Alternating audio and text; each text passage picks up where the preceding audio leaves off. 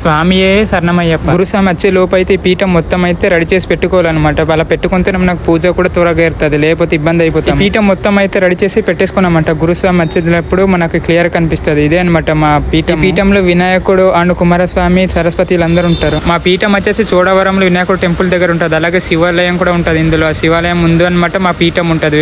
పీఠం మొత్తం అయితే కంప్లీట్ చేసుకున్నాము. ఇప్పుడైతే పూలతో అలంకరిస్తే పని అయిపోయినట్టే. ఇతనే అనమాట మా గురుస్వామి అందరికి. పూజ ప్రారంభించే ముందు అయితే చొక్కాలన్నీ ఇప్పేసి అప్పుడు మనం పూజలో కూర్చోవాలన్నమాట. చొక్కా ఇప్పకుండా అయితే కూర్చోకూడదు. ఆ తర్వాత అయితే వత్తులు మనం రెడీ చేసుకోవాలి. కనిపిస్తుంది చూడండి. ఫస్ట్ అయితే నెయ్యి అండ్ ఆయిల్ అలా పోసి దాని మీద వత్తులు వేస్తే వెలిగిస్తున్నారు. మొత్తం 5 వత్తులు ఉంది. 5 వత్తులు 5 దేవతలకు ప్రతీకం అన్నమాట. ఇక్కడ 5 దేవతలు ఉంది. వత్తులు మొత్తం రెడీ చేసుకున్న తర్వాత దాన్ని వెలిగించి అయితే పెట్టేసుకోవాలి. ఆ తర్వాత గురుస్వామి వచ్చి అయితే పూజ స్టార్ట్ చేస్తాడు. ఇప్పుడు చాలా మంది వచ్చి కూర్చున్నారు కదా. ఇప్పుడైతే గురుస్వామి వచ్చేసాడు కాబట్టి ఇప్పుడైతే మేము పూజ స్టార్ట్ చేస్తున్నాము.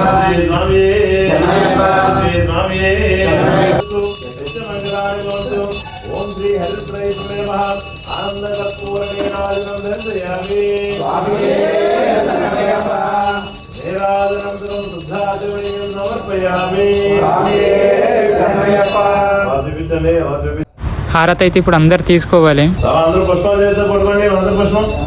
నమస్తస్తు భగవాన్ విశ్వేశ్వరాయ మహాదేవాయ త్ర్యంబకాయ త్రిపురాంతకాయ త్రికాలాయ కాలరుద్రాయ నీలకంఠాయ మృత్యుంజయ సర్వేశ్వరాయ సదాశివాయ.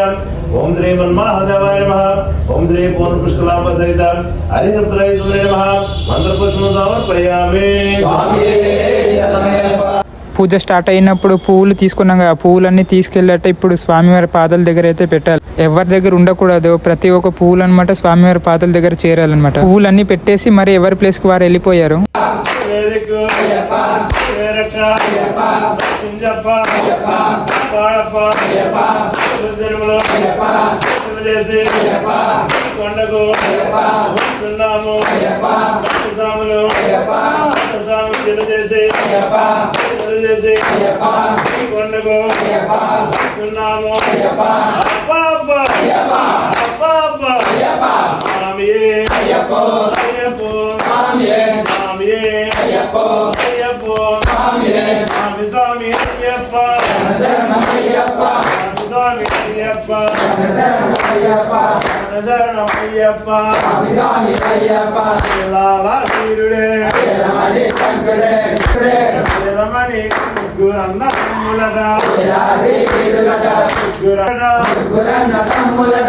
కొత్తవారు ఎవరైనా చూస్తుంటే కింద ఉన్న సబ్స్క్రైబ్ బటన్ నొక్కి పెట్టుకోండి. ఈ షార్ట్ నచ్చినట్లయితే ఒక లైక్ చేయండి. వీలైతే ఫ్రెండ్స్ అండ్ ఫ్యామిలీకి కూడా షేర్ చేయండి. ఇంకా లాంగ్ వీడియోస్ తో కలుసుకుందాం. అందరికీ స్వామియే శరణమయ్యప్ప.